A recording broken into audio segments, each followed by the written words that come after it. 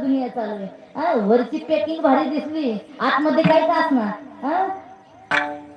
5,000 रुपयाची वस्तू आहे, पॅकिंग 5,000ची आहे त्याला, पण मध्ये 2 रुपयाचीच वस्तू आहे. पण काय का असणार, पॅकिंग मात्र भारी आहे. माझे गुरुजी सांगायचे 2 मुंगी असतात, एक काळी मुंगी आणि एक लाल मुंगी. कोणती मुंगी जोरात चालतो? धनगर टकरीच्या बाया झोपले का? कोणती मुंगी जोरात जोरात चालते? लाल. अरे मुलगी काळी जरी असली तरी चालेल, पण मुलगी सात्विक असली पाहिजे, गुणवान असली पाहिजे. पॅकिंगची दुनिया चालली आहे, पॅकिंगला घेऊन काय बसले दादा म्हणून ऐका. अरे रूप त्या भगवंताचं इतकं गोड आहे, इतकं गोड आहे.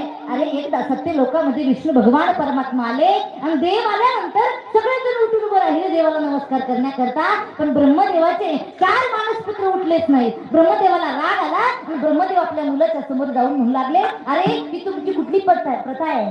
देव आले होते, तुम्ही का उठून उभं राहिले नाही? ब्रह्मदेव आपल्या मुलाला विचारतायत.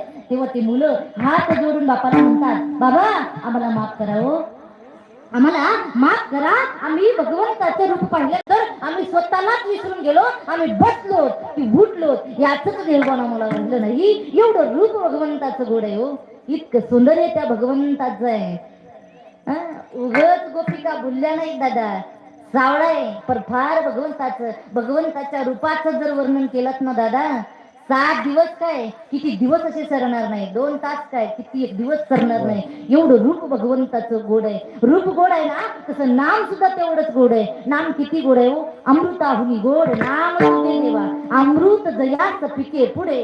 अमृत सुद्धा भगवंताच्या नामापुढे फिक आहे. किती फिक आहे, किती गोड आहे हो. रूप पाहता लोचरी रामकृष्ण हरी आपण किती ऐकतो, सारखंच ऐकतो, रामकृष्ण हरी रामकृष्ण हरी. कधी विट येतो का हो? ऐकावंच वाटतं, ऐकावंच वाटतं. रूप पाहता लोचनी ऐकावंच वाटतं. गाणे ऐकावंच वाटतं का? शांताबाई गेली की बाबूराव येतो, बाबूराव गेली की शामराव येतो, शामराव गेली की रामराव येतो. माग तर गाणं निघालं, कचकच कचकच कांदा कापता बोटी सुरुपने वाचवली, पाहुणा जेवला का? अरे भाजी करायचाच पत्ता नाही आणि पाहुणा जेवला का? अरे या गाण्याचे 6 महिन्याला 2 दिवसाचा बदल चाल दादा. याच्यात मुग्ध होण्याकरता एकदाच त्या भगवंताचं नामस्मरण करा, एकदाच रामकृष्ण हरी म्हणा, एकदाच त्या बाळूमामाच्या नामाचा जयकार करा. अरे जीवनात सुख प्राप्त झाल्याशिवाय राहणार नाही. म्हणून एकदा सगळ्यांनी हात वर करून बाळूमामाच्या नावाचा जयकार करायचे. बोला बोला बाळूमामाच्या नावानं.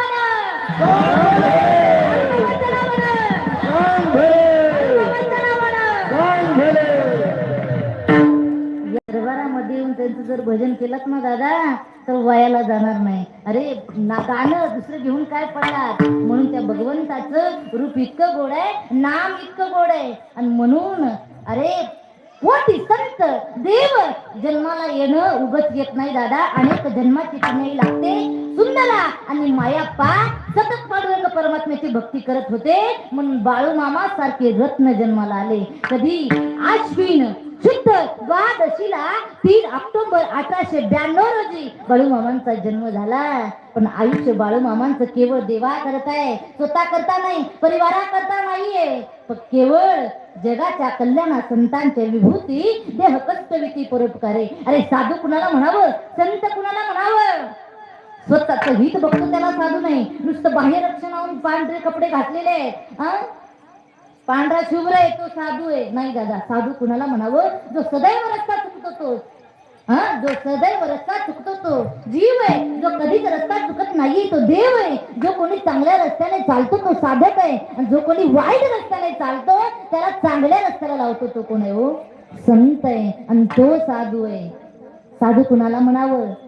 जैसी गंगा वाहे तैसे जाते मन, भगवंत गावा तया जवळे, भगवंत तो साधू आणि तो खरा महात्मा आहे. अख्खा आयुष्य झिजवलं. 74 वर्ष माझ्या बाळूमामांनी मेंढ्याच्या माध्यमातून देवाला पाहिलं. फार कष्ट आहे. अरे मामांच्या साधूंचे फार कष्ट आहे. इतके कष्ट आहे की आज जोपर्यंत चंद्र सूर्य आहे तोपर्यंत कीर्ती